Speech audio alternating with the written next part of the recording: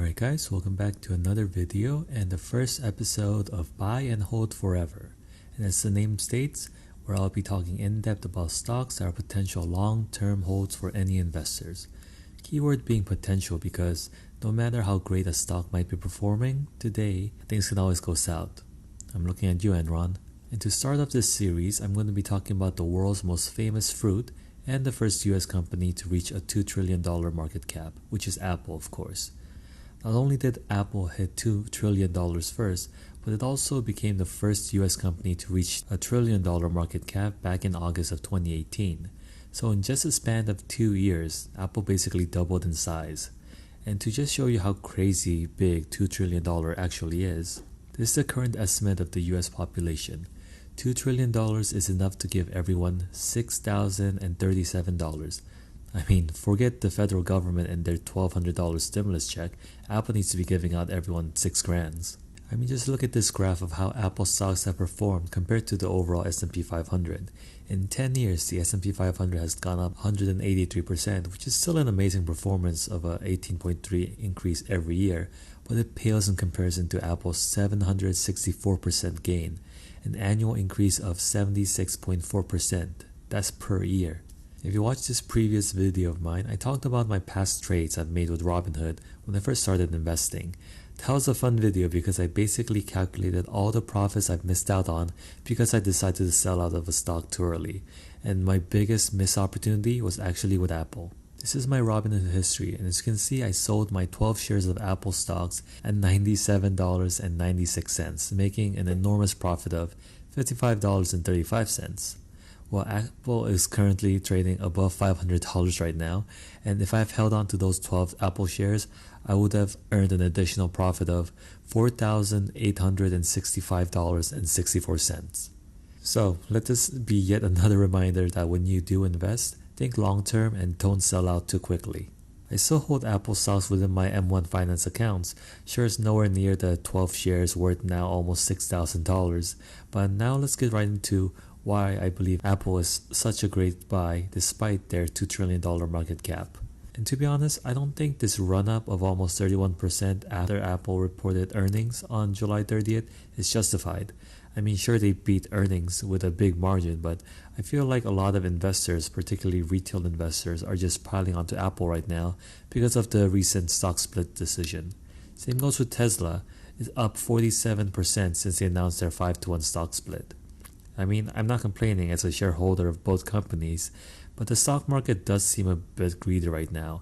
And just to remind you of this famous quote, be fearful when others are greedy and greedy when others are fearful. Warren Buffett quoted that, and speaking of Warren Buffett, Apple now represents 43% of Berkshire Hathaway's entire stock market portfolio. Considered one of the most successful investors in the world, Warren Buffett's stock moves are widely noted and even copied. So when he does go on record saying that Apple is probably the best business I know, and that he considers Apple as Berkshire Hathaway's third business, there's no stronger support for Apple as a buy and hold forever stock. Of course, you should never invest in a stock simply because someone else does, but when Warren Buffett has all of these nice things to say about Apple, it's definitely worth listening to. I mean, he even switched from his $20 flip phone to an iPhone. And sure, he doesn't use all of his facilities like most people. It just goes to show that Apple creates products that are intuitive and easy to use for all ages. And this so-called Apple ecosystem is created where seamless pairing of different Apple products, it makes it harder for someone to settle with just buying one specific Apple product. Like, for example, I'm currently using my Google Pixel 3 XL to record my voice, and the video will be edited on my Gigabyte laptop. But with an Apple user, you're rarely going to see this cross-contamination of brands. Most likely they're going to own a MacBook or an iPad, an iPhone, or an Apple Watch, and an AirPod. And what's more, Apple customers are very loyal, and you don't see a lot of iPhone users suddenly saying, hey, I'm going to be switching to Android phone now.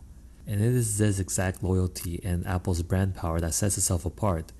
I mean, this is a 2020 list of the world's most valuable brands, and Apple is at number 1, with a brand value almost $37 billion more than the second place, Google. And sure, this list can be a bit arbitrary, but just walk down the street, either domestically or internationally, you're going to see more iPhones. At least they're going to be the most recognizable. And even though we like to laugh at Apple at their ridiculous products like releasing a $699 Mac Pro wheels kit, it just goes to show that Apple is able to charge these ridiculous prices because it is now perceived as a luxury brand, and people are going to be buying it, if anything, to, flex their bad financial decisions. And as vain as this sounds, carrying an iPhone instead of a Samsung or an LG phone or a Sony or a Huawei phone is basically a status symbol. And I remember a lot of my friends back in high school, they were saving up just to buy an iPhone, or they will be asking their rich parents to buy one for them, whichever was easier. But so far it's been more of anecdotal reasons of why Apple is going to be successful in the future. But let's get into some crazy numbers, and I'm going to show you the future growth potentials that Apple has specifically. This is Apple's balance sheet from its most recent quarter, but look at how much cash it is holding right now, almost $194 billion. As one of the world's best managed company, Apple is going to use this massive cash pile to acquire other companies, or they're going to bolster their own supply chain. Look at this news. Recently, Apple have decided to end their 15-year partnership with Intel, and they're going to start making their own silicone chips, which is good because Apple won't have to rely on Intel for supplies, and Intel, because they have phased delays, Apple's not going to have to risk delaying their product launches just because of another company. In addition to strong hardware offerings, Apple is strengthening its software side, which can be more profitable in the long term. In the latest earnings report, Apple Services is that driving force, and according to their most recent earnings, services went up 14.85% from the year before, and they ended up passing their internal goal of $50 billion in annual service sales. Tim Cook says that we are proud to announce that we have achieved our goal of doubling our fiscal 2016 services revenue 6 months ahead of schedule, basically showing that the service aspect is growing much faster than anticipated.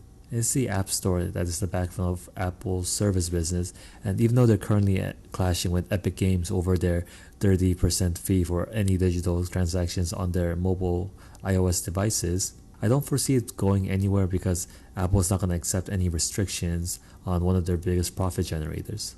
Because remember, sales of iPhones, at least for right now, have plateaued, and of course they'll be releasing the 5G phone, which will create the next cycle of people trading in their iPhones. But up until that point, Apple is going to be leaning heavily on their service business to generate reoccurring revenues, and this shows with their plans to launch subscription bundles with their upcoming iPhones. And it is reported that there's going to be different tiers, starting with the basic combo of Apple Music and Apple TV Plus, and more expensive bundles that's going to include Apple Arcade and Apple News Plus. In addition, a fitness subscription is also in the works for virtual classes, which will be perfect for this ongoing pandemic and even beyond, so people won't have to go to the gym and they can just use the Apple Fitness service. And it also highlights Apple's ambition as to become the one-stop shop for all things. I mean, they even have the Apple Card issued by Goldman Sachs. And the Apple Watch specifically is going to play a bigger role in the healthcare sector as wearable techs become more advanced, and they will be a key component for doctors to get valuable information and data from their patients. It's features like this, the fall detection, which is going to expand the consumer demographics for Apple, and it is Apple's acquisitions of companies like Beddit, a Finnish company that makes devices and apps that monitor sleep, that's going to further cement Apple's role in the healthcare space. And for all of these reasons and many more, Apple is definitely a company I see myself holding for the long term. And sure, maybe Apple might not end up growing as fast as it used to, but let's not forget that Apple also pays out dividends. And even though it's only 0.66% dividend yield right now, it's growing consistently. The current payout ratio of around 26% and an ever-growing cash pile, we can expect Apple to be pushing out massive dividends into the future. And I wouldn't be surprised if they end up paying out just as much as Intel currently, as it slowly pivots from a growth stock to a value stock, which is going to bring in dividend investors as well. So for these reasons and more, once again, Apple definitely gets my stamp of approval for a buy and hold forever stock. So let me know down below if you think Apple is a long-term hold and whether you hold any Apple stocks. And since you made it this far, if you haven't already, don't forget to like and subscribe for more financial videos. And if you'd like to get started on your investing journey, check out my M1 Finance referral link in the description to get your free $10 just by signing up and funding your free account. There's also links to Webull where you'll get 2 free stocks by funding your account $100. And finally, there's links to Robinhood where you'll get your 3rd free stock. So as always, thank you so much for stopping by. Happy investing with your free $10 and 3 free stocks. I'll catch you next time with more financial shenanigans.